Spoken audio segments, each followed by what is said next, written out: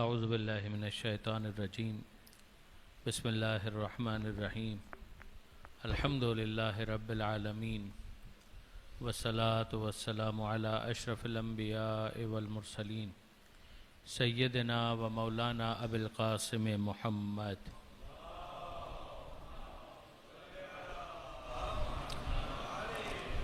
و اہل بیتہ الطیبین الطاہرین المعصومین المظلومین المنتجبین المنتخبین المیامین لا سیما للامام المنتظر والحجۃ الثانی عشر الذین اذهب اللہ عنہم الرجس وطہرہم تطہیرا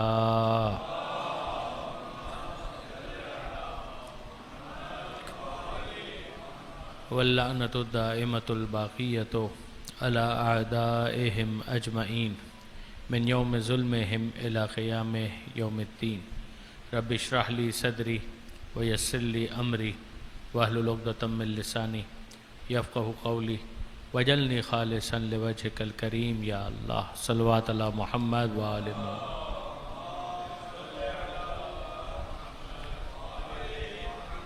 اما بعد فقد قال اللہ سبحانہ وتعالی فی القرآن الحکیم بسم اللہ الرحمن الرحیم وما علمناہ الشعر وما ينبغی لہ ان هو الا ذکر و قرآن مبین صلوات علی محمد وآل محمد.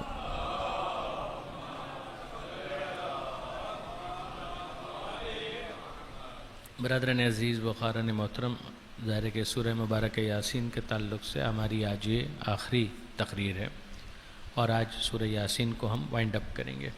کل ہماری بات یہاں پر ٹھہری تھی کہ پروردگار عالم نے اپنے حبیب کے بارے میں یہ ارشاد فرمایا کہ وما علمناہ الشعر وما ينبغی لہ، کہ ہم نے اپنے رسول کو شعر نہیں سکھایا اور یہ اس کے شان بھی نہیں ہے. میں نے کل آپ کی خدمت میں یہ گزارش کی تھی کہ شعر بطور فن کوئی قابل مذمت فن نہیں ہے. کسی عبارت کو موزون بنانا، اس میں وزن کا خیال رکھنا، کسی خاص بحر میں ہونا، قافیہ ردیف کا اہتمام کرنا، اس قافیہ بندی کے اہتمام کے ذریعے سے اس جملے کے اندر ایک حسن پیدا ہوتا ہے، اس مصرعے کے اندر ایک اٹریکشن پیدا ہوتی ہے. انسان فطری طور پر موسیقیت کو پسند کرتا ہے. یہاں پر اس کو اس حرام موسیقی کے ساتھ کنفیوز مت کیجیے گا. یعنی ایک ردم ہے، ایک رائم ہے کہ جو انسان کو اچھا لگتا ہے، تو اس کا اہتمام کرنا اس میں کوئی ایسی قابل گرفت بات نہیں ہے.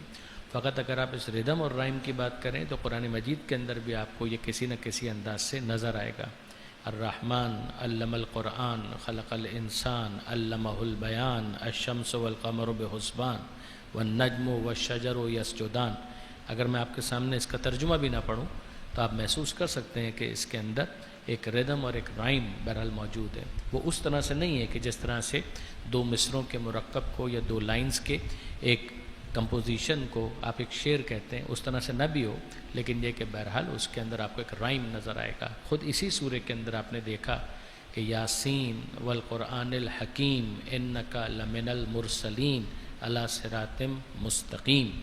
یہ ایک ردم ہے، ایک آپ کو اس کے اندر ایک وزن محسوس ہوتا ہے. الحمد للہ رب العالمین الرحمن الرحیم مالکی یوم الدین ایاک نعبد و ایاک نستعین. تو ہم ترجمہ نہ بھی پڑھیں تو آپ کو اس بات کو محسوس کرنے میں کوئی زحمت نہیں ہوگی. شعر ایک اس انداز کا کہ جس کے اندر مصروں کا خیال رکھا جائے، بحروں کا خیال رکھا جائے اور پھر اس کو منظوم انداز سے پیش کیا جائے. قرآن وہ نہیں ہے. پیغمبر اکرم سے جس شعر کی نفی کی جا رہی ہے خاص طور پر اس خیال کی کہ جس کو حقیقت سے کوئی تعلق نہ ہو، ایک فکشن ہے، ایک ذہن کی سٹوری ہے کہ جس کو بنا لیا گیا ہے اور پھر اس کو لوگوں کے سامنے پیش کیا جا رہا ہے. پیغمبر اکرم کا یہ معاملہ نہیں ہے. پیغمبر اکرم وحی کے سرچشمے سے متصل ہیں.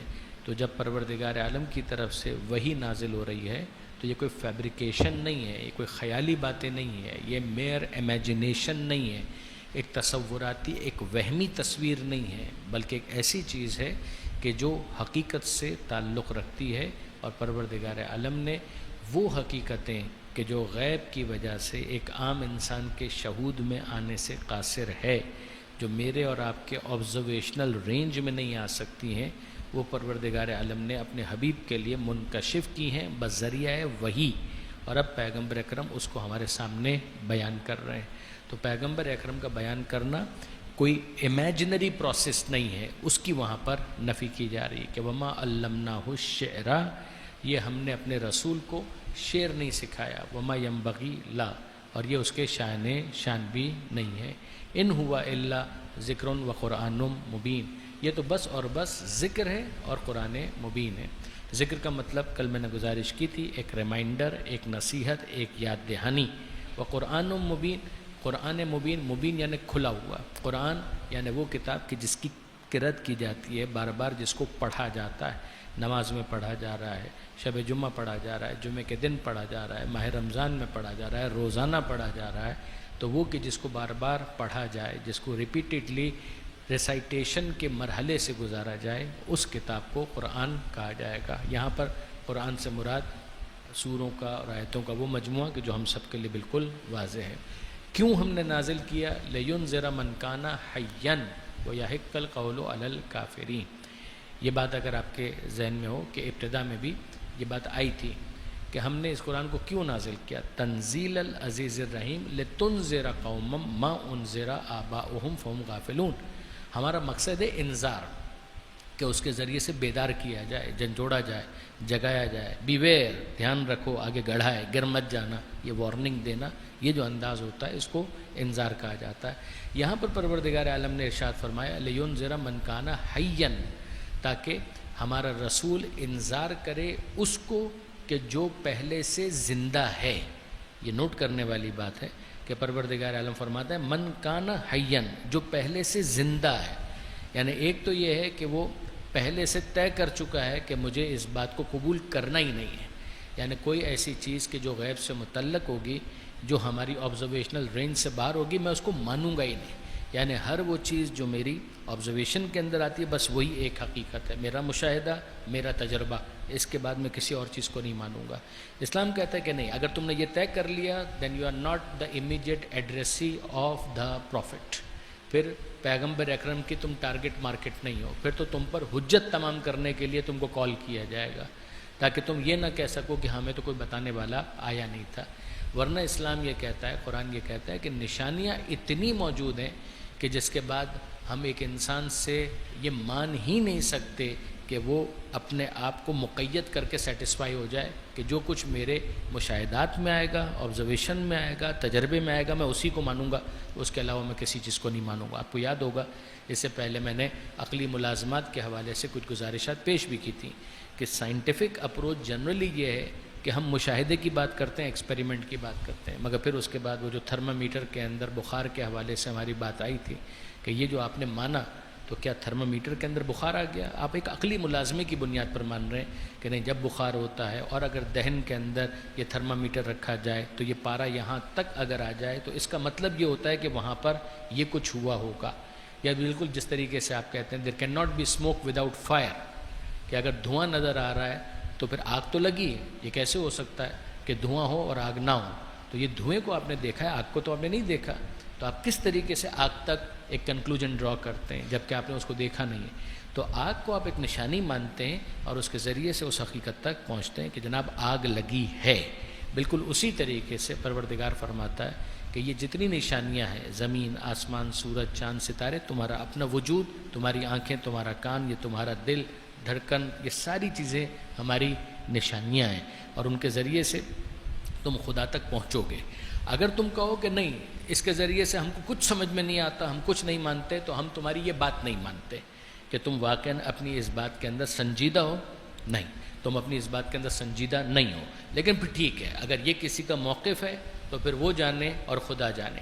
پھر وہ پیغمبر اکرم کا امیجیٹ ایڈریس بھی نہیں ہے اور قرآن کی نظر میں وہ یہ بھی نہیں ہے حیّن. قرآن کہتا ہے کہ پھر اس نے اپنے دل کو بالکل مردہ بنا لیا ہے، وہ اپنی اسی دنیاوی زندگی کے اوپر پوری طریقے سے راضی ہو چکا ہے. یہ قرآن کی تعبیر ہے کہ رضوا بالحیات الدنیا، کہ وہ اپنی دنیا کی زندگی پر راضی ہو چکے ہیں کہ بس اسی طرح سے کھانا پینا ملتے رہے، ہم کچھ کپڑوں کو پرانا کرتے رہیں پہن پہن کر، کچھ دیر کے لیے سو جائیں پھر اڑ جائیں، کھانا کھاتے رہیں ان کو فیسس کے اندر تبدیل کرتے رہیں، پانی پیتے رہیں ان کو یورین کے اندر تبدیل کرتے رہیں، کچھ اپنی جنسی خواہشات پوری کریں، اپنی نسل وسل کچھ آگے بڑھائیں، اور کسی طریقے سے یہ بس ہمارا جو عیاشی کا سلسلہ چلتا رہے اور اسی طریقے سے ہماری زندگی پوری ہو جائے تو ٹھیک ہے، پھر وہ جانے اور خدا جانے۔ قرآن کی نظر میں یہ بایولوجیکل حیات رکھتا ہے، وہ حیات جس کو اسپرچول لائف کہا جاتا ہے، وہ اس کے پاس پوٹینشلی وہ اس کا انکار کر رہا ہے، لہٰذا پھر وہ امیجیٹ ایڈریس ہی نہیں ہے، اس کے اوپر یہ کرنیں کسی قسم کا مینیفیسٹیشن یا ریفلیکشن یا کوئی امپیکٹ پیدا نہیں کر پائیں گے۔ لِيُنذِرَ مَنْ كَانَ حَيًّا وَيَحِقَّ الْقَوْلُ عَلَى الْكَافِرِينَ، اور پھر کافرین کے لیے جو انکار کرنے والے ہیں ان کے اوپر قول ثابت ہو جائے۔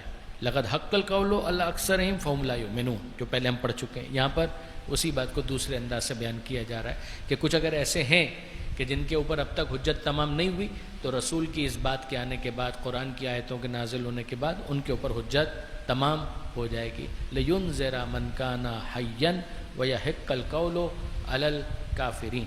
پھر اس کے بعد ارشاد ہوتا ہے، درود بھیجے گا محمد و آل محمد پر۔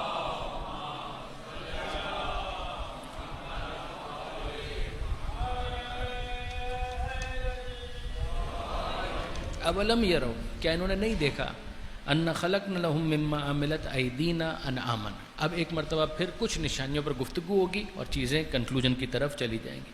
کیا ان لوگوں نے نہیں دیکھا، ان خلقنا لهم مما عملت ایدینا انعاما، کہ ہم نے پیدا کیا ان کے لیے مما عملت ایدینا، جو ہمارے ہاتھوں کی کارگزاری ہے، انعامن چوپائے، کیٹل، فہم لہا مالکون، اور وہ اس کے مالک بنے ہوئے۔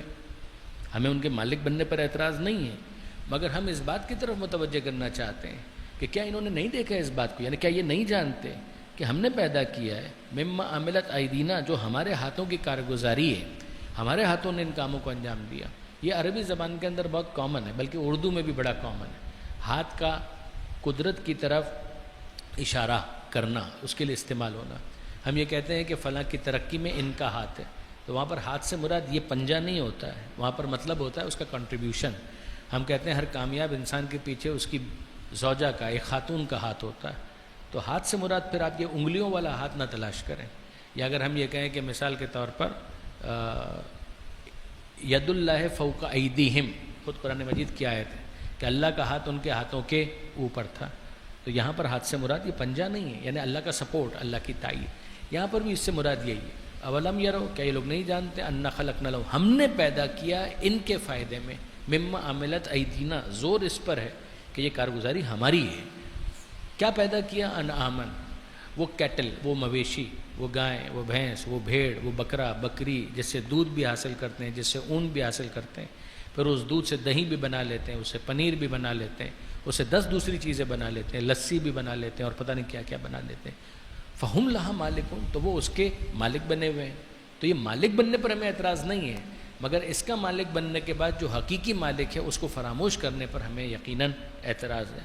وَذَلَّلْنَاهَا لَهُمْ، اور ہم نے ان کے لیے ان کو بالکل سرنڈر کروا دیا، یعنی یہ ڈومیسٹک اینیملز جتنے بھی ہیں، یہ جتنے بھی پالتو جانور ہیں کہ جن کو انسان اپنے فائدے کے لیے استعمال کرتا ہے، وہ اس طرح سے وحشی نہیں ہوتے جس طرح سے شیر ہے، چیتا ہے، ریچھ ہے، ببر شیر ہے، کہ ان کو تو قابو کرنا ایک کام ہو جاتا ہے، لیکن اونٹ ہے یا بھیڑ بکریاں ہیں، ان کا کیا معاملہ ہے، ان کو قابو کرنا اتنا مشکل نہیں ہے، یا ان میں ریئرلی کوئی ایسا ہوتا ہے کہ جو بہت سرکش ہو، ورنہ عام طور پر جن کو ہم لوگ اپنے استعمال کے لیے پال رہے ہوتے ہیں ان کو قابو کرنا بہت آسان ہے، ان کو کنٹرول کرنا بہت آسان ہے، بلکہ مشہور ہے کہ اونٹوں کی ایک قطار ہو اور ایک بچے کے ہاتھ میں ان کی مہار دے دیں، وہ لے کر چلا جائے گا، یعنی وہ بڑی آسانی کے ساتھ اس کو فالو کرتا چلا جائے گا۔ اس کو کہا گیا کہ ذللناہا لہم، ہم نے ان کے لیے ان کو ذلیل کر دیا۔ ذلیل سے یہاں پر مراد وہ ذلیل کرنا نہیں ہے، یعنی ان کے قابو میں دے دیا۔ فمنہا رکوبہم، تو ان میں سے کچھ وہ ہیں کہ جن کے اوپر یہ سواری کرتے ہیں، ومنہا یاکلون، اور ان میں سے وہ بھی ہیں کہ جن کو یہ کھانے پینے کے لیے استعمال کرتے ہیں۔ گھوڑا ہے، سواری کے لیے استعمال ہوتا ہے، گدھا ہے، سواری کے لیے استعمال ہوتا ہے، اونٹ ہے، وہ سواری کے لیے استعمال ہوتا ہے۔ ومنہا یاکلون، اور ان میں سے وہ بھی ہیں کہ جن کو یہ کھاتے ہیں، گائے ہیں، بھیڑ ہے، دمبا ہے، بکرا ہے، یہ سارے کے سارے کہ جن کو وہ اپنی غذا کے طور پر استعمال کرتے ہیں۔ وَلَهُمْ فِيهَا مَنَافِعُ وَمَشَارِبُ، اور ان کے لیے اس میں اور بھی فائدے ہیں، وَمَشَارِب، اور پینے کی چیزیں بھی ہیں۔ منافع کے اندر آپ اونٹ لے لیں، پھر وہ جو کھال ہے اس کو اتار لیا جاتا ہے تو چمڑا بنا لیتے ہیں، چمڑا بنانے کے بعد جیکٹ بنا لیا جاتا ہے، اور بھی 10,000 چیزیں ہیں کہ جو یہ پوری ایک انڈسٹری جو چل رہی ہے اس کے اندر انسان جتنا ان چیزوں سے استفادہ کرتا ہے، جو اس کے ماہرین ہیں وہ خوب جانتے ہیں، اور انٹرنیٹ کے اوپر بھی آپ ڈالیں تو باقاعدہ پوری ڈاکومنٹریز اس کے اوپر آپ کو مل جائیں گی۔ تو منافع و مشارب، اور پینے کی بھی بہت ساری چیزیں کہ جس کی طرف میں بھی اشارہ کر چکا، دودھ تو بالکل سامنے کی چیز ہے، مگر اس کے علاوہ بھی اور بہت ساری بائی پروڈکٹس ہیں کہ جن کو انسان حاصل کرتا ہے اور ان کو اپنے کھانے پینے کے لیے استعمال کر رہا ہوتا ہے۔ افلا یشکرون، کیا اس کے بعد بھی یہ شکر ادا نہیں کرتے؟ کیا اس کے بعد بھی یہ شکر ادا نہیں کریں گے؟ یہ ہے مرثیہ، کہ ورنہ تو سیدھی سی بات ہے کہ شکر منعم کا طریقہ یہ علم کلام کے اندر ایک مستقل موضوع ہے، کہ منعم یعنی نعمت دینے والا۔ کیسے ہو سکتا ہے کہ انسان نعمتوں پر نعمتوں سے استفادہ کرتا چلا جائے اور پھر اس کے بعد کبھی یہ نہ سوچے کہ منعم کون ہے، نعمت دینے والا کون ہے؟ یعنی اس کو سمجھانے کے لیے پھر جو مثالیں دی جاتی ہیں کہ آپ فرض کیجئے کہ صبح کو آپ اٹھے اور آپ نے دروازہ کھولا تو ایک پھول وہاں پر رکھا ہوا تھا، آپ نے اس پھول کو اٹھایا، سونگا، آپ کو خوشبو محسوس ہوئی، بہت اچھا لگا، اور پھر اس کے بعد آپ اندر چلے گئے۔ دوسرے دن آپ پھر واپس اٹھے اور آپ نے دروازہ کھولا تو وہاں پر اسی جگہ پر ایک اور پھول رکھا ہوا تھا، تو دوسری مرتبہ بھی آپ نے یہی کیا، پھول اٹھایا، سونگا اور آپ اندر چلے گئے۔ تیسرے دن، چوتھے دن، پانچویں دن، کتنے دن تک آپ یہ کریں گے اور آپ کوئی نوٹس نہیں لیں گے؟ کوئی ہوگا جو پہلے دن ہی سوچے گا کہ یہ پھول بھجوا کون رہا ہے، کوئی دوسرے دن سوچے گا، کوئی تیسرے دن سوچے گا، کوئی 10ویں دن سوچے گا، مگر ایسا احمق کون ہے کہ جو زندگی بھر وہ پھول اٹھاتا رہے اور اس کو ذہن میں کبھی یہ خیال نہ آئے کہ یہ جو روز پھول میرے لیے بھیج رہا ہے یہ ہے کون؟ کبھی تو وہ جھانکنے کی کوشش کرے گا، کبھی تو دائیں پوچھے گا، بائیں پوچھے گا، کسی کو پوچھے گا، مالی کو پوچھے گا، چوکیدار کو پوچھے گا، کبھی تو خود کھڑا ہو جائے گا، لاتا کون ہے یہ، کون یہ پھول لے کر آتا ہے؟ تو اگر ایک پھول اگر کوئی روزانہ گھر کے دروازے کے باہر رکھ دے تو وہ اس گھر والے کو مجبور کر دیتا ہے کہ کیوریوسٹی کی وجہ سے، تجسس کی وجہ سے وہ پتہ لگائے کہ یہ پھول رکھنے والا کون ہے، بھیجنے والا کون ہے۔ پروردگار یہی سمجھانا چاہتا ہے کہ ایک پھول اگر تمہیں آمادہ کرتا ہے تجسس پر اور تحقیق پر کہ تم معلوم کرو، تو روزانہ خدا کی اتنی نعمتوں سے استفادہ کر رہے ہو، کبھی تمہارے دل میں خیال نہیں آتا کہ یہ کون ہے کہ جو میرے لیے آسمان سے پانی نازل کرتا ہے، زمین سے غلہ اگاتا ہے؟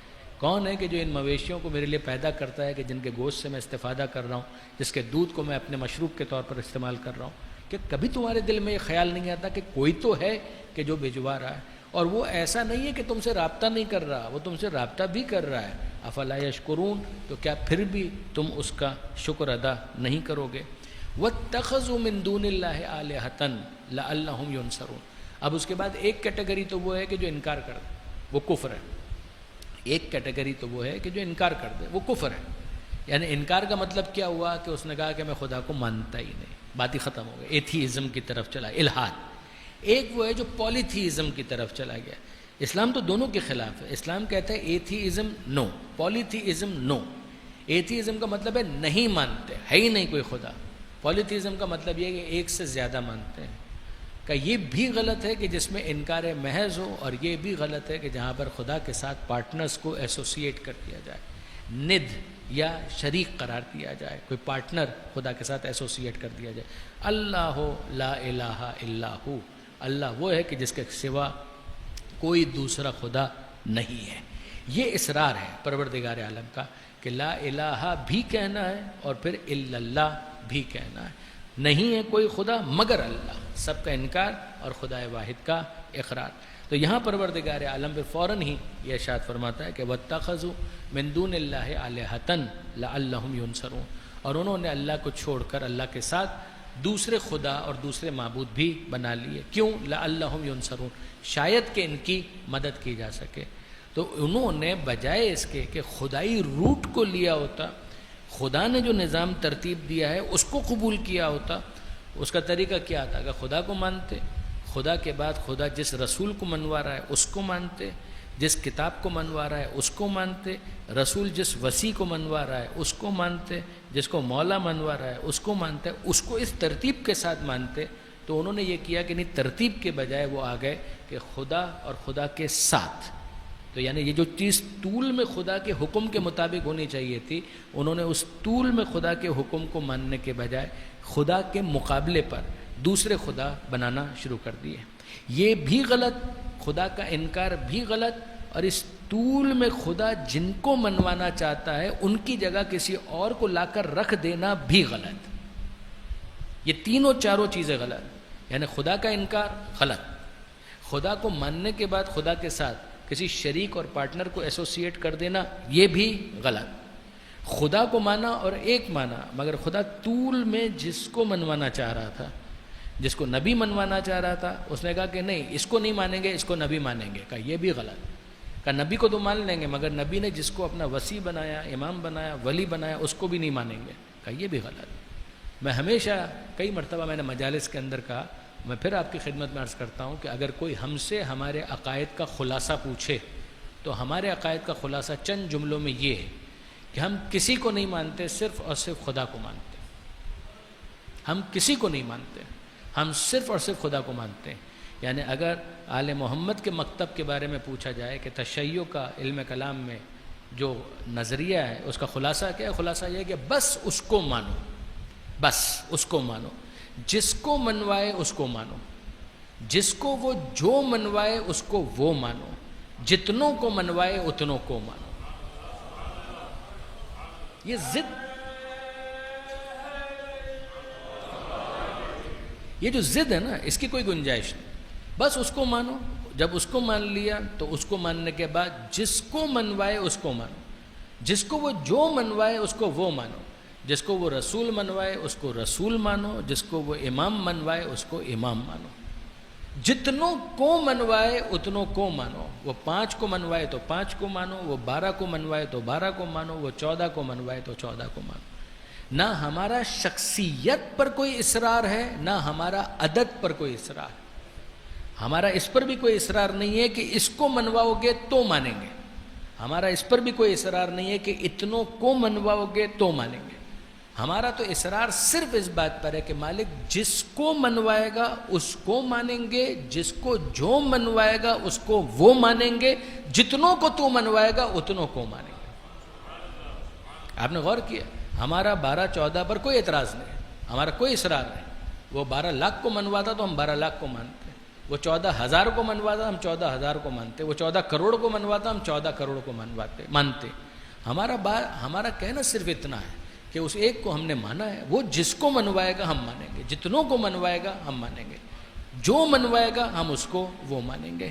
یہاں پروردگار عالم فرماتا ہے وَاتَّخَذُوا مِن دُونِ اللَّهِ آلِهَةً لَعَلَّهُمْ يُنصَرُونَ۔ انہوں نے کیا کیا کہ اللہ کے ساتھ دوسرے پارٹنرز ایسوسیٹ کرنا شروع کر دیے، من دون اللہ آلہۃ، اللہ کو چھوڑ کر دوسرے معبود بنانا شروع کر دیے۔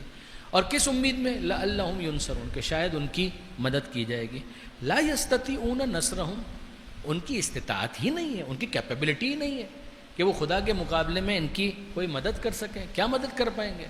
ان کی مدد نہیں کر سکیں گے، وہ ان کے پاس استطاعت ہی نہیں ہے۔ وہم لہم جند محضرون، اور یہ ان کے سپاہی بن کر حاضر باش ہیں۔ یعنی الٹا ہو گیا نا کہ یہ بت ان کی کیا مدد کر سکتے ہیں؟ کچھ نہیں، اور یہ خود ان بتوں کے محافظ بنے ہوئے ہیں۔ وہ ان کو پروٹیکٹ کر رہے ہیں، وہ ان کو سیکیور کرنے کی کوشش کر رہے ہیں، وہ ان کو گارڈ کرنے کی کوشش کر رہے ہیں۔ اس کا ایک دوسرا مطلب بھی کہا گیا کہ یہ وہ ہیں کہ جن کو میدان قیامت میں یوں لایا جائے گا کہ یہ بھی ہوں گے اور وہ بت بھی ہوں گے، ان دونوں کو ساتھ ساتھ لا کر کھڑا کر دیا جائے گا کہ یہ لوگ وہ ہیں کہ جن کو تم مانا کرتے تھے، لشکر کی صورت میں ان کو بھی لا کر کھڑا کر دیا ان کے سامنے کہ یہ ہیں تمہارے وہ معبودان باطل کہ جن کو تم خدا سمجھا کرتے تھے۔ فلا یحزنک قولہم، اب اس کے بعد پروردگار عالم اپنے حبیب کو مخاطب کر کے کہتا ہے کہ حبیب آپ غم نہ کریں، فلا یحزنک قولہم، آپ غم نہ کریں ان کی باتوں کا، آپ غم نہ کریں، یعنی ان کی باتیں آپ کو تکلیف دیتی ہیں۔ یعنی آپ بالکل ایسا ہے نا کہ نالائق اولاد ہے اور وہ کوئی ایسی بات کہہ دے کہ ماں باپ کو بری لگے تو ماں باپ کا دل درد مند ہے، تو وہ بالآخر اپنی اولاد کی اس گستاخی کو سنتے ہیں، غلط بات کو سنتے ہیں، ان کا دل تڑپ جاتا ہے۔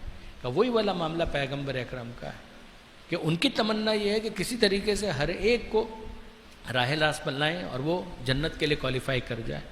جس طرح سے باپ اپنی اولاد کو کامیاب دیکھنا چاہتا ہے کہ نبی امت کو کامیاب دیکھنا چاہتا ہے، مگر امت نالائق اور امت میں انکار کرنے والے ہیں۔ تو جب انکار کرنے والے ہیں تو فلا یحزنک قولہم، اے حبیب آپ کو ان کی باتیں غم زدہ نہ کریں۔ یہ وہ چیز ہے کہ جس کو آپ دوسری جگہ پر بھی دیکھیں گے نا تو آپ کو ملے گا کہ پروردگار عالم نے سورہ کہف کے اندر کہا لعلک باخع نفسک علی آثارہم ان لم یؤمنوا بہذا الحدیث اسفا، اے حبیب آپ کیا ان کے پیچھے جان دے دیں گے؟ اگر یہ ایمان نہیں لائیں گے تو کیا آپ ان کے پیچھے جان دے دیں گے؟ کبھی آپ دیکھیں ایک ڈاکٹر ہے پروفیشنلی، وہ میں نے لکھ کر دے دیا، ختم ہو گئی بات، عمل کرنا ہے تو کرو، نہیں کرنا ہے تو بیمار رہو جاؤ۔ ایک ہوتا ہے دل درد مند رکھنے والا ڈاکٹر، اس کی ذمہ داری واقعی اس کے سوا کچھ نہیں ہے، وہ کیا کہے؟ وہ کہ میں نسخہ لکھ کر تو دے رہا ہوں مگر وہ اس کے اوپر عمل ہی نہیں کر رہا اکارڈنگ ٹو دا پرسکرپشن، وہ گولی کھا ہی نہیں رہا، میں اس کو گولی دے رہا ہوں، وہ سمجھ رہا ہے کہ میں اس کو گولی دے رہا ہوں، میں اس کو گولی دے رہا ہوں، وہ سمجھ رہا ہے کہ میں اس کو گولیاں دے رہا ہوں، میں گولیاں نہیں دے رہا ہوں، میں گولی دے رہا ہوں، واقعی اس کو پرسکرپشن دے رہا ہوں، وہ میری بات کو قبول ہی نہیں کرنا چاہتا۔ آخر میں کیا کہوں، جاؤ کھاتے ہو تو کھاؤ، نہیں تو تیل لینے جاؤ، جو عام بازاری جو محاورہ ہے اس کے مطابق کہ کھانا ہے تو کھاؤ نہیں تو جاؤ۔ قرآن بھی یہی کہہ رہا ہے کہ رسول کی ذمہ داری اس کے سوا کچھ نہیں ہے، وما علی الرسول الا البلاغ المبین، کہ وہ بس پیغام کو صاف صاف پہنچا دے، مگر بات وہ دل درد مند وہ تڑپ جاتا ہے، اس کو بار بار یہ خیال آتا ہے میں کیا ایسا کروں کہ اس کو جنت میں لے کر جاؤں، میں کیا ایسا کروں کہ یہ بھی کامیاب ہو جائے، میں کیا ایسا کروں کہ یہ بھی نجات یافتہ ہو جائے، میں کیا ایسا کروں کہ سالویشن اس کو بھی مل جائے۔ پروردگار عالم فرماتا ہے فلا یحزنک قولہم، اے حبیب بس آپ کو ان کی باتیں غمزدہ نہ کریں، انا نعلم، ہم خوب جانتے ہیں، ما یسرون وما یعلنون، جو یہ دلوں میں چھپاتے ہیں ہم تو اس کو بھی جانتے ہیں، وما یعلنون، اور جو یہ اعلان کرتے ہیں ہم اس کو بھی جانتے ہیں، جو دل میں چھپی ہوئی باتیں ہم تو اس سے بھی واقف ہیں، جو یہ کھلم کھلا بول رہے ہیں ہم اس سے بھی واقف ہیں، ہم سے کچھ بھی چھپا ہوا نہیں ہے۔ اولم یر الانسان، اب وہی حجت تمام کرنے والا جو انداز ہے نا، اولم یر الانسان، کیا انسان نے یہ نہیں دیکھا، انا خلقناہ من نطفۃ، کہ ہم نے اسے پیدا کس سے کیا، یعنی وہ اپنی خلقت کی اصل پر تو غور کرے، ایک قطرہ نجس نطفہ، ایک اسپم، ایک قطرہ نجس، ایک مادہ منویہ کہ جس کے اندر کئی وہ جرثوم میں تیر رہے تھے کہ جن کو نیکڈ آئی سے دیکھا بھی نہیں جا سکتا، برہنہ آنکھ سے دیکھا بھی نہیں جا سکتا، ان میں سے کوئی ایک جا کر کنسیو ہوتا ہے اور اس کے نتیجے میں فرٹیلائزیشن کے بعد وہ پورا پروسیس شروع ہوتا ہے اور اس کے بعد ایک انسان جیتا جاگتا اس دنیا میں آتا ہے، ناتواں اور عاجز، کہ مکھی اگر بیٹھ جائے تو اڑانے کی اس کے پاس طاقت نہیں ہے، اگر وہ بھوک کا احساس کرے تو اظہار کے لیے سوائے کچھ آہیں اور کچھ صدائیں بلند کرنے کے وہ کچھ نہیں کر سکتا۔ اولم یر الانسان، کیا انسان نے نہیں دیکھا، انا خلقناہ من نطفۃ، کہ ہم نے اسے پیدا کیا ایک نطفے سے، ایک قطرہ نجس سے، ایک قطرہ نجس سے، جو امیر المومنین علی بن ابی طالب علیہ الصلوۃ والسلام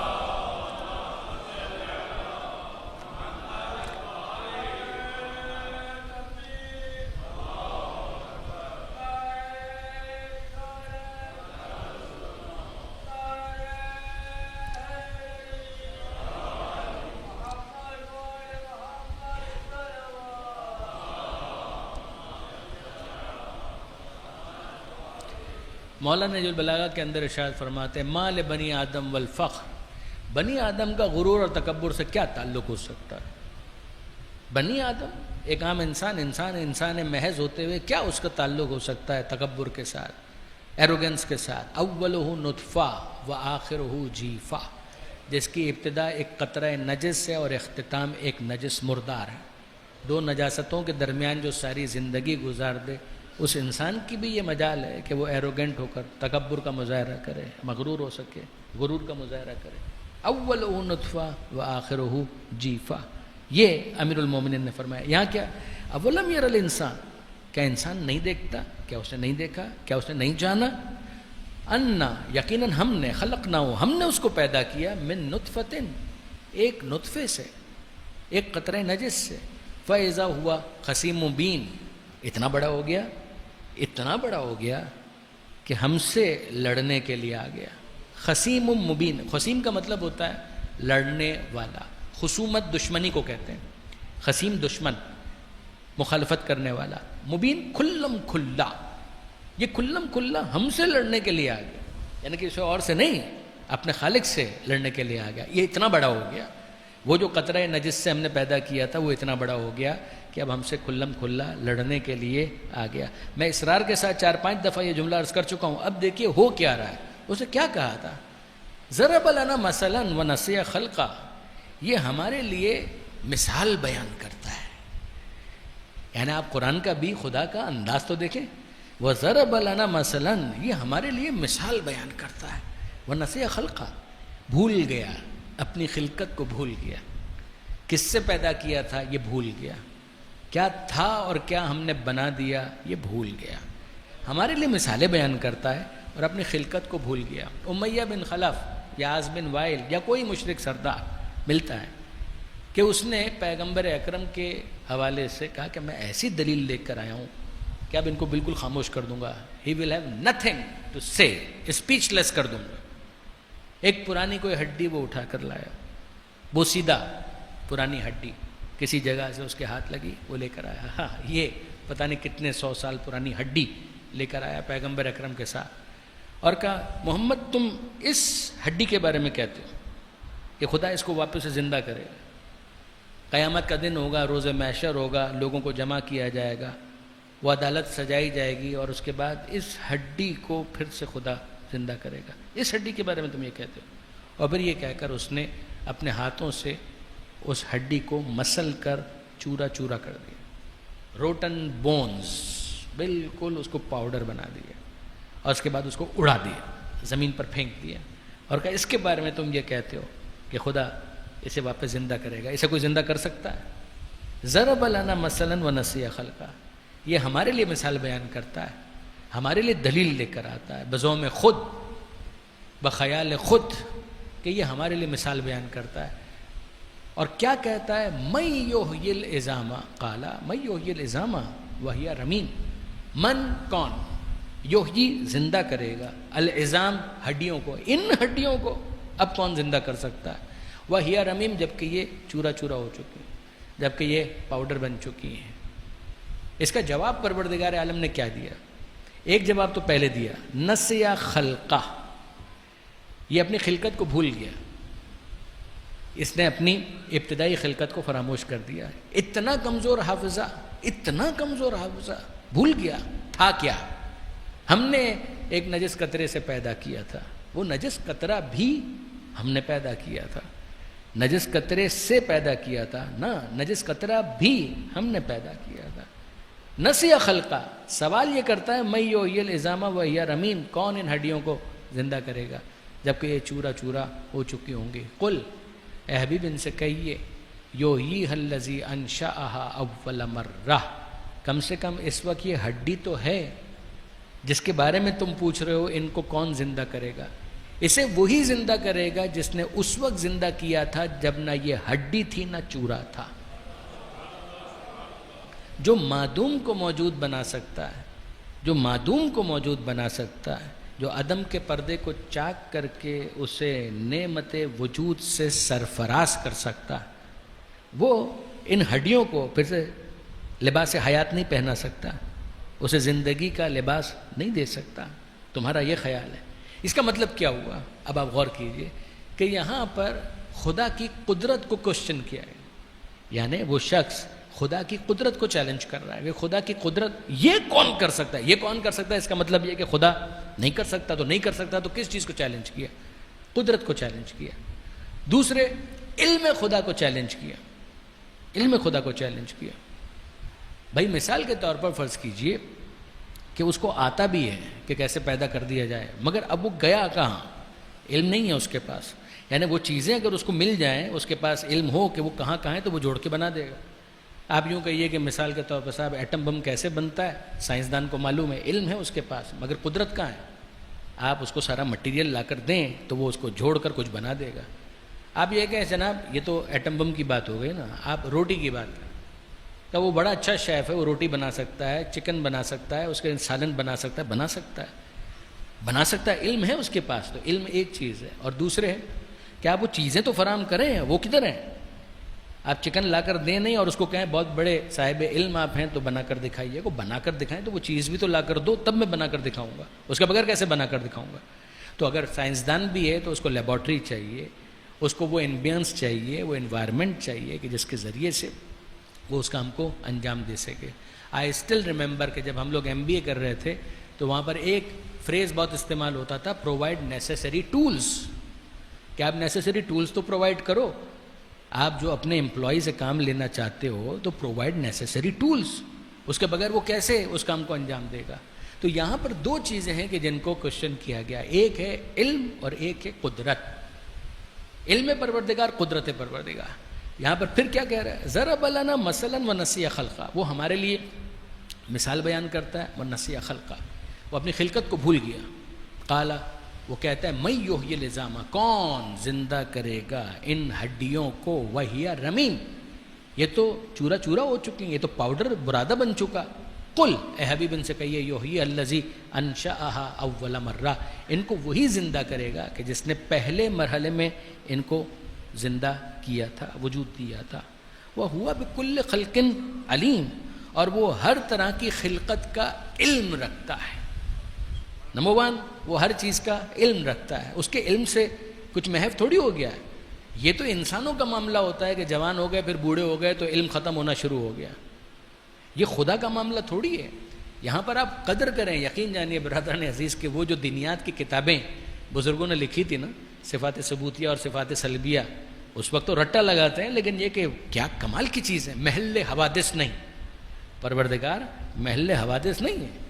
یہ خدا کا معاملہ تھوڑی ہے کہ وہ جہل سے علم تک کا سفر کر رہا ہو اور علم سے پھر خدا نخواستہ وہ جہل کی طرف چلا جائے معاذ اللہ. یا مثال کے طور پر کہ ناتوانی سے توانائی کی طرف جائے اور پھر توانائی سے ناتوانی کی طرف چلا جائے. یہ خدا محل حوادث تھوڑی ہے. خدا بوڑھا تھوڑی ہوتا ہے. خدا ان چیزوں سے انفلوئنس نہیں ہوتا کہ تم نے یہ سمجھ لیا تو خود پر خدا کا قیاس کیا. تم نے خود پر خدا کا قیاس کیا. مخلوق مخلوق ہے، خالق خالق ہے، مملوک مملوک ہے، مالک مالک ہے. وَهُوَ بِكُلِّ خَلْقٍ علیم، وہ ہر طرح کی خلقت کا علم رکھتا ہے. الذی، وہی وہ ہے، جعل لکم من الشجر الاخضر نارا فاذا انتم منہ توقدون، کہ جو تمہارے لیے ہرے بھرے درختوں سے آگ پیدا کر دیتا ہے اور تم اس کو سلگا لیتے ہو. You just kindle the fire. اب اگر آپ غور کیجئے کہ یہ کیا ہوا، ہرے بھرے درختوں سے وہ آگ پیدا کر دیتا ہے. اس کا اس پوری گفتگو کے ساتھ کیا تعلق کہ تم بظاہر اگر دیکھو تو وہ ہرا بھرا درخت، اس سے آگ کا کیا تعلق ہے؟ لیکن آپ غور کیجئے ہوتا کیا ہے. وہ درخت کہ جس کے اندر آگ نظر نہیں آ رہی ہے، مگر اگر ذرا سی ربنگ ہو، فرکشن ہو اور درخت ہوں اور جنگل موجود ہو تو ہمارے یہاں محاورہ ہے جنگل کی آگ. جنگل کی آگ یعنی ایسی آگ پھیلنا کہ جو متواتر ایک جگہ سے دوسری جگہ تک پھیلتی چلی جائے. ہم کہتے ہیں فلاں خبر جنگل کی آگ کی طرح پھیل گئی. جنگل کی آگ یعنی درختوں کے وہ فرکشن کے نتیجے میں جہاں کہیں ہم کو آگ نظر نہیں آ رہی تھی مگر اندر ہی اندر کہیں وہ توانائی موجود تھی کہ جس کے نتیجے میں وہ آگ پیدا بھی ہوئی اور پھیلتی چلی گئی. تو بظاہر آگ کہاں تھی مگر وہ آگ پھیلنا شروع ہو گئی. ایک تو یہ. دوسری بات، اگر آپ میں سے کوئی دلچسپی رکھتا ہے اور اگر کسی کا سبجیکٹ کیمسٹری ہے تو میں ہائیلی ریکمینڈ کروں گا، میرا سبجیکٹ نہیں ہے، میں تو صرف اشارہ کروں گا کہ اگر آپ تفسیر نمونہ میں دیکھیں تو وہاں پر ریسریکشن آف انرجیز کے کانسیپٹ کو انہوں نے ڈسکس کیا ہے. توانائی کی بازگشت، یہ آیت اللہ ناصر مکارم شیرازی کی تفسیر نمونہ. اور اگر اسی کو اگر آپ اس کا بریف ورژن پڑھنا چاہیں تو انلائٹننگ کمنٹری جو انگریزی کے اندر موجود ہے اس میں بھی، لیکن بہت بریفلی انہوں نے اس کو وہاں پر ڈسکس کیا ہے. مگر مین سورس جو ہے تفسیر نمونہ ہے. اس کے اندر اگر آپ دیکھیں گے تو آپ کو اینڈوتھرمک ریئیکشن اور ایکزوتھرمک ریئیکشن، اس کی بنیاد پر کہ جو کاربن ڈائی آکسائڈ کو درخت ایبزارب کرتے ہیں وہ ہرے درخت ہوتے ہیں، اور جب وہ ایبزارب کر لیتے ہیں تو پھر آکسیجن کو ہولڈ کرتے ہیں، کاربن کو ہولڈ کرتے ہیں، آکسیجن کو ریلیز کر دیتے ہیں، اور پھر وہ کاربن جو ہے واٹر کے ساتھ مل کر انرجی فراہم کرتا ہے جس کے نتیجے میں درخت پروان چڑھتا ہے. اور پھر اس کے بعد یہی چیز انرجی کے طور پر محفوظ رہتی ہے اور بعد میں وہ حرارت کی صورت میں واپس سے ظاہر ہوتی ہے جب ان کو جلانے کا مرحلہ آتا ہے. تو یہ پورا انہوں نے وہاں پر اس کو ڈسکس کیا ہے. میں اگین کہہ رہا ہوں، میں نہ کوئی اس کی ذمہ داری لیتا ہوں اور نہ ہی میں اس کو ایکسپلین کرنے کا ذمہ دار ہوں، لیکن میں متوجہ ضرور کرنا چاہ رہا ہوں کہ ایک اچھی چیز ہے کہ جس کو انہوں نے ایک نئے انداز سے وہاں پر بیان کیا ہے کہ اس میں اینڈوتھرمک ریئیکشن جس کے اندر ایبزارپشن ہے، کاربن ڈائی آکسائڈ کے حوالے سے، پھر آکسیجن کی ریلیز ہے اور کاربن کو ہولڈ کرنا ہے، جس کے نتیجے میں پھر واپس درخت کا بننا اور آگے بڑھنا، اور پھر اس کے بعد جب وہ موقع آتا ہے کہ جہاں پر فائر پروڈیوس کرنے کا مرحلہ آتا ہے تو پھر وہ اس کو ظاہر کر دیتا ہے۔ یہ پروردگار فرماتا ہے کہ الذی جعل لکم من الشجر الاخضر نارا، کہ وہ خدا کہ جس نے تمہارے لیے فراہم کیا من الشجر الاخضر، ہرے بھرے درختوں سے، نارن، ایک تو بالکل سامنے ہے کہ جب تم کو ضرورت ہوتی ہے تو تم اس کو جلا لیتے ہو تو وہ تمہارے لیے آگ کا، حرارت کا، ہیٹ کا، انرجی کا سورس بن جاتی ہے۔ فَإِذَا أَنْتُم مِّنْهُ تُوقِدُونَ، تو تم اس کے ذریعے سے آگ روشن کر لیتے ہو، سردی کے مقابلے میں کھانا پکانے کے لیے دوسرے مراحل کے اندر تم اس سے استفادہ کرتے ہو۔ تو وہ خدا کہ جو یہ کر سکتا ہے وہ یہی کرے گا۔ وَلَيْسَ الَّذِي خَلَقَ السَّمَاوَاتِ وَالْأَرْضَ، اب اس کے بعد پروردگار اس کو اور زیادہ اس کا ہورائزن براڈ کرتا ہے۔ وَلَيْسَ الَّذِي، وہ خدا، کیا وہ کہ جس نے خلق السماوات والارض، ذرا اوپر آسمانوں کی طرف نظر ڈالو، جس نے آسمانوں کو پیدا کیا، پھر نیچے نظر ڈالو، والارض، جس نے زمین کو پیدا کیا، جو اتنے بڑے بڑے ہیونلی باڈیز کو پیدا کر سکتا ہے۔ وَلَيْسَ الَّذِي خَلَقَ السَّمَاوَاتِ وَالْأَرْضَ بِقَادِرٍ، کیا وہ قدرت نہیں رکھتا عَلَىٰ أَن يَخْلُقَ مِثْلَهُم، کہ ان جیسوں کو پھر سے واپس پیدا کر دے۔ یعنی واقعاً تم جو بہت عقل مند بنتے ہو تو تمہاری عقل اس بات کو ڈائجسٹ نہیں کر پا رہی۔ یہ مہر و ماہ و انجم، دریاؤں میں تلاطم، چلتی ہوئی ہوائیں، آواز کا ترنم، خوش رنگ طائروں کا پھیلا ہوا تبسم، ترتیب وار غنچے ایسے کہ رش کے انجم، یہ کن کا معجزہ ہے، اللہ بہت بڑا ہے۔ ریحان اعظمی صاحب کا بہت پرانا یہ کلام ہے اور کمال کلام کہ یہ مہر و ماہ و انجم، ذرا سورج کو دیکھ، چاند کو دیکھ، ان ساری چیزوں کو دیکھ، اور پھر اس کے بعد زمین، اس پر پھیلا ہوا یہ جو سبزہ ہے، یہ جو پھول ہیں، ان سب کو دیکھ، یہ کیا ہے؟ یہ کن کا معجزہ، یہ تخلیق کے مراحل جو پروردگار عالم نے نظروں کے سامنے بار بار پیش کیے ہیں۔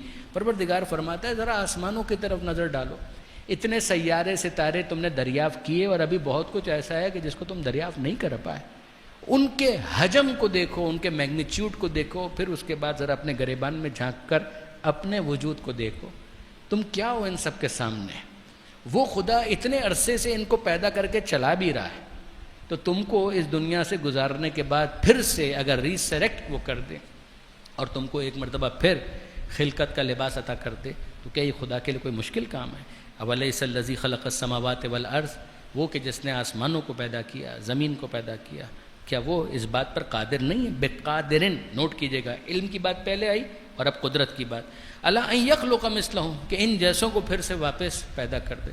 صاحب تفسیر نمونہ نہیں ایک بہت اچھی مثال دی، انہوں نے کہا کہ اگر آپ لوہے کے جو ذرے ہوتے ہیں نا، یعنی خدا تو خدا ہے، آپ لوہے کا ذرہ 1 2 3 4 100 1000 اس کو آپ کرش کر دیجئے اور مٹی کے اندر پھیلا دیجئے اور آپ کو نظر بھی نہیں آ رہا، یعنی آپ کی نظروں سے اوجھل ہو گیا۔ لوہے کے ذرات ہیں بالکل پاؤڈر کی طرح سے، اور ذرات کی طرح سے ان کو آپ بکھرا دیں، اب آپ کو پتہ بھی نہیں ہے کہ وہ کہاں پر ہے، بس آپ کے پاس ایک مقناطیس ہو، آپ مقناطیس کو لیجئے اور وہاں سے اس کو گھمائیے تو جو ذرہ جہاں پر ہوگا کھنچ کر اس مقناطیس کی طرف آ جائے گا۔ موجود چیزوں سے ان بکھرے ہوئے لوہے کے ذرات کو ہم ناچیز انسان جمع کر سکتے ہیں، تو خدائے قدیر و قادر و عالم و مختار وہ انسان کے وجود کے ذرات کو جہاں کہیں بھی ہوں وہاں سے لا کر جمع کر کے اگر اثر نو ان کو زندگی ادا کر دے تو اس میں حیرت کی کیا بات۔ درود بھیجیے گا محمد و آل محمد۔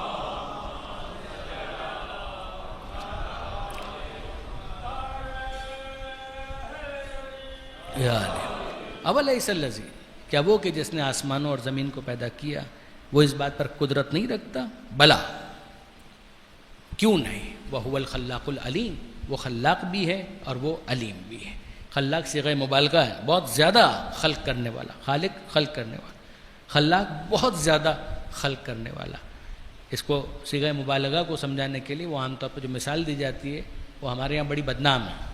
جو عالم یعنی علم رکھنے والا، علام، علامہ بہت زیادہ علم رکھنے والا۔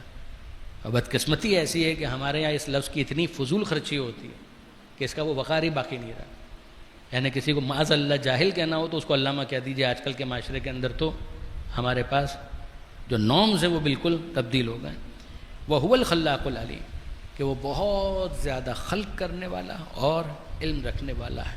اِنَّمَا أَمْرُهُ إِذَا أَرَادَ شَيْئًا اس کا تو امر یہ ہے کہ جب وہ کسی چیز کا ارادہ کرتا ہے أَن يَقُولَ لَهُ كُن فَيَكُونُ کہ وہ کہے کن ہو جا تو چیز ہو جاتی ہے, ہونے لگتی ہے. دونوں باتیں ہو جا ہو جاتی, ہو جا ہونے لگتی. یعنی اگر وہ چاہے کہ وہ چیز فوراً ہو جائے تو فوراً ہو جاتی. اگر وہ چیز کے بارے میں چاہے کہ کچھ عرصے کے اندر وہ پوری ہو تو وہ کچھ عرصے کے اندر پوری ہوتی ہے. ایک پوری بحث ہے خلق و امر کی بحث. خلق و امر کی بحث کہ خدا ایک ہے اس کا نظام خلق اور ایک ہے نظام امر. اس کی تفصیل اپنے مقام پر اس وقت میں صرف اشارہ کروں گا, وقت بھی اب اتنا نہیں بچا. کہ جیسے مثال کے طور پہ خدا اس دنیا کے اندر کسی کو پیدا کرنا چاہتا ہے تو اس کا پیدا کرنے کا طریقہ یہ ہے کہ وہ شکم مادر کے مرحلے سے گزر کر 8-9 مہینے جتنے بھی ہیں اس سے پھر اس دنیا کے اندر آئے. تو اگر آپ اس کے اندر دیکھیں تو کیا ہوا, ایک تخلیق ہے اور اس کا ایک پروسیس ہے, گریجول پروسیس کہ جس کے ذریعے سے وہ اس دنیا کے اندر آئے گا. جب اس دنیا سے جانے کے بعد انسان میدان حشر میں اٹھے گا تو اس پروسیس کو فالو نہیں کیا جائے گا. اب اس موقع پر کیا ہے کہ کن فیکون ہو جا اور وہ چیز ہو گئی.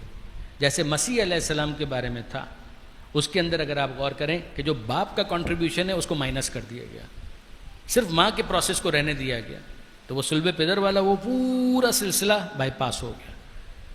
اور پروردگار عالم نے اپنی قدرت کا ایک مظاہرہ اس طرح سے کیا کہ وہ خدا جو باپ اور ماں کے ملاپ سے اولاد کو پیدا کرتا ہے, اگر وہ چاہے تو کبھی ایک خاص انداز سے کنواری مریم کو صاحب اولاد بنا دے. تو وہ ماں کا پروسیس تو رہا, مگر یہ کہ بہرحال باپ کا پورا کنٹریبیوشن درمیان میں سے ختم ہو گیا, وہ بائی پاس ہو گیا.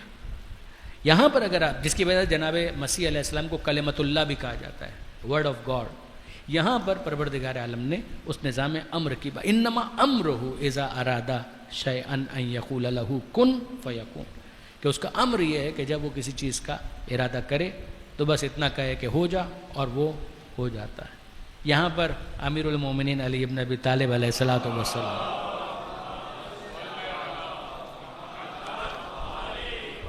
کا نہج البلاغہ میں, اب وہ علی علی ہے, مولا مولا ہے, تو ان کا جو تبصرہ ہے اس کو میں اپنے الفاظ میں بیان کر رہا ہوں, ہے نہج البلاغہ کے اندر.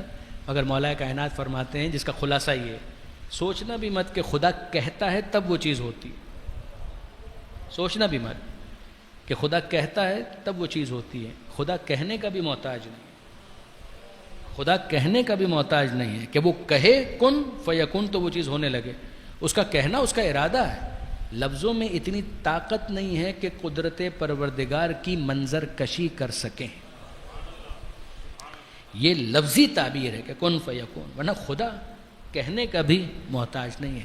انما امرہ اذا اراد شیئا ان یقول لہ کن فیکون.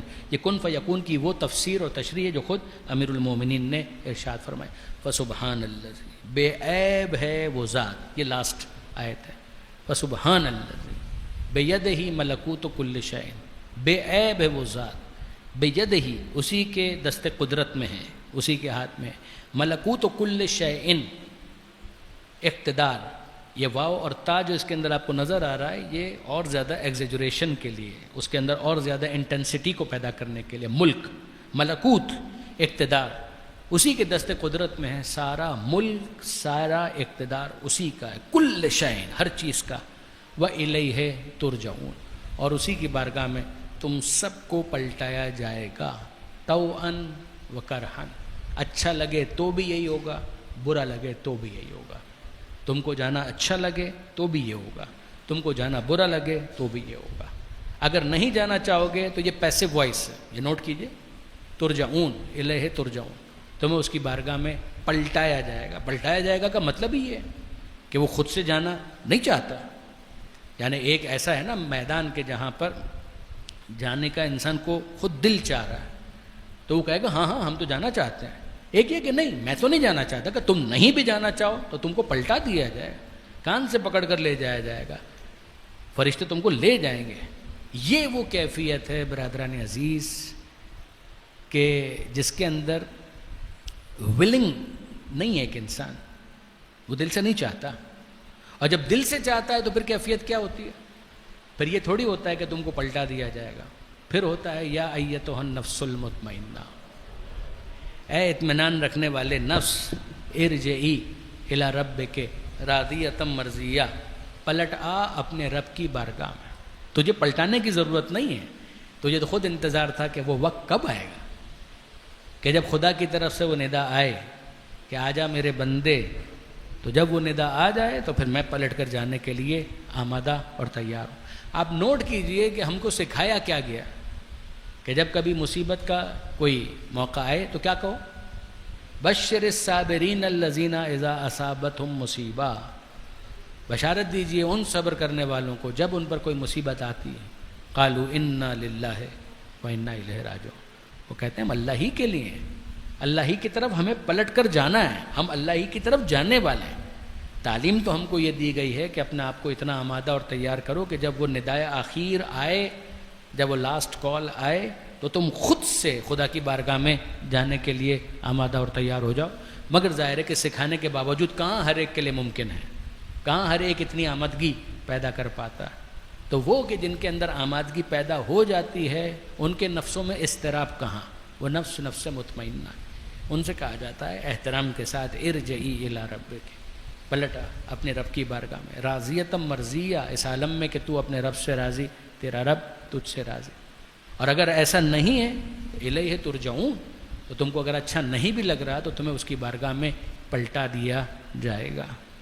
انا للہ و انا الیہ راجعون، یہ کربلا میں آپ کو بہت جگہ ملے گا، بہت جگہ ملے گا۔ حسین مظلوم راہ کربلا میں، ابھی کربلا پہنچے نہیں تھے، اور اپنے مرکب پر سواری پر بیٹھے ہوئے تھے اور ٹیک لگا کر کچھ دیر کے لیے آنکھ لگ گئی، اور پھر اچانک آنکھ کھلی اور زبان پر تھا انا للہ و انا الیہ راجعون۔ جناب علی اکبر قریب آئے، یعنی اتنے قریب تھے کہ انہوں نے امام کی یہ بات سنی اور قریب آ کر کہا کہ بابا اس وقت کلمہ استرجاع پڑھنے کی کوئی خاص وجہ؟ یہ کلمہ استرجاع کہلاتا ہے، انا للہ و انا الیہ راجعون، کہ جس میں خدا کی بارگاہ میں پہنچنے کو طلب کرنے کی بات ہے، استرجاع باب استفال سے۔ تو بابا اس وقت کلمہ استرجاع پڑھنے کی کوئی خاص وجہ؟ کہا کہ ہاں بیٹا، ابھی آنکھ لگی تو میں نے خواب میں دیکھا کہ کوئی یہ کہہ رہا ہے کہ یہ قافلہ جا رہا ہے اور ان کا وقت آخر پیچھے پیچھے آ رہا ہے، فرشتہ اجل ان کے تعاقب میں پیچھے پیچھے آ رہا ہے۔ تو جیسے ہی میں نے یہ منظر دیکھا، یہ آواز سنی اور آنکھ کھلی، تو میں نے کہا انا للہ و انا الیہ راجعون۔ تو جناب علی اکبر نے کہا السنا علی الحق، بابا کہ ہم حق پر نہیں ہیں؟ کہا خدا کی قسم بیٹا ہم حق پر ہیں۔ کہا بابا جب یہ ہے کہ ہم حق پر ہیں تو ہمیں اس بات کی کیا پرواہ کہ موت ہم پر آ گرے یا ہم موت پر جا گرے؟ جب ہم حق پر ہیں تو ہمیں اس بات کی کیا پرواہ کہ موت ہم پر آ گرے یا ہم موت پر جا گرے؟ کتنی مماثلت ہے اس جملے میں علی اکبر کے اپنے دادا کے اس قول کے ساتھ۔ مولانا یہی کہا، ابو طالب کے بیٹے کو اس بات کی پرواہ نہیں ہے کہ موت اس پر آ گرے یا وہ موت پر جا گرے۔ اور امام حسین اتنے خوش ہوئے جناب علی اکبر کے اس جواب سے، بہت دعائیں دی اس موقع پر، بہت دعائیں دی جناب علی اکبر کو۔ اور پھر اس کے بعد علی اکبر نے واقعی یہ کر کے دکھایا بھی میدان کربلا کے اندر۔ یہ علی اکبر کا مرحلہ کہ جہاں پر ہمیں حسین مظلوم کے ساتھ مکالمے میں انا للہ و انا الیہ راجعون کا جملہ سنائی دیتا ہے، اور ایک علی اصغر کا لاشا ہاتھ میں تھی۔ جب لاشا علی اکبر ہاتھ میں تھا فتقلب الصبی علی یدی الامام، وہ بچہ باپ کے ہاتھ پر منقلب ہو چکا، حسین اصغر کے خون کو اپنے چہرے پر مل چکے، اور اس موقع پر حسین طے نہیں کر پا رہے تھے کہ کس طرح سے رب آپ کو بتائیں کہ تیرا بچہ شہید ہو گیا۔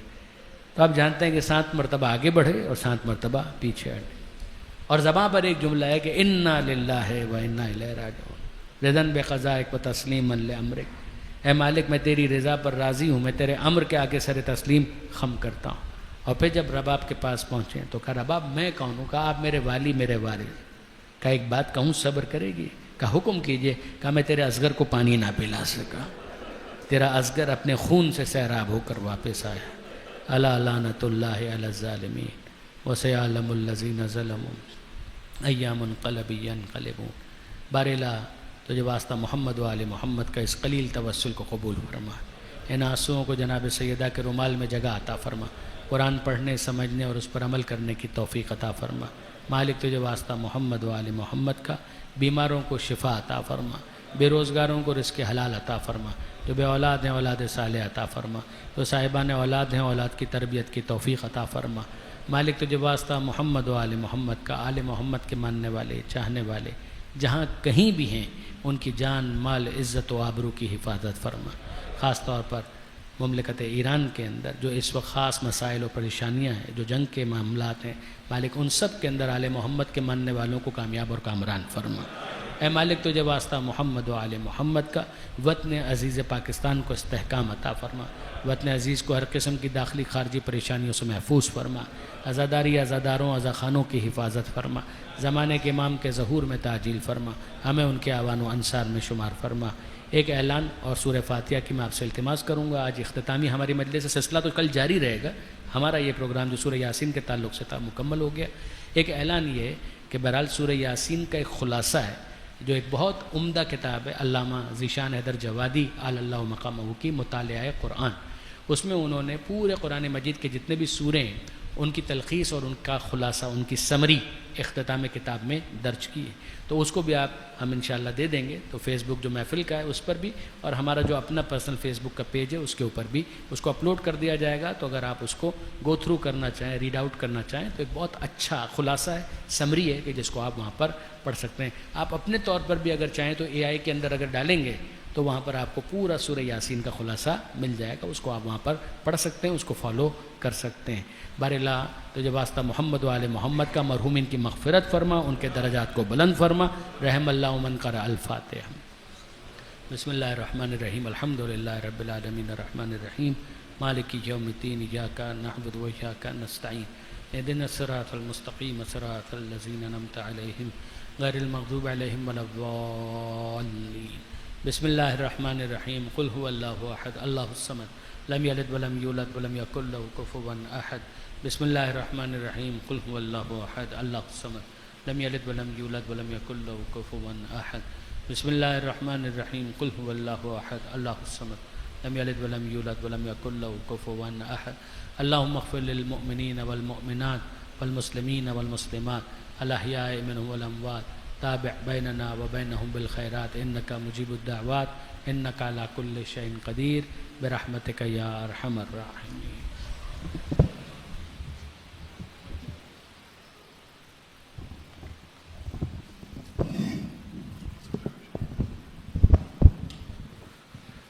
اعظم اللہ وجورنا وجورکم یا صاحب امر، السلام علیک یا مولا یا ابا عبداللہ وعلی الارواح التي حلت بفنائک، علیک منی سلام اللہ ابدا ما بقیت وبقی اللیل والنہار ولا جعلہ اللہ آخر العہد منی لزیارتکم۔ السلام علی الحسین وعلی علی ابن الحسین وعلی اولاد الحسین وعلی اصحاب الحسین وعلی اخیک ابو الفضل العباس ابن امیر المومنین جمیع شہداء کربلا واسران کربلا ورحمۃ اللہ وبرکاتہ۔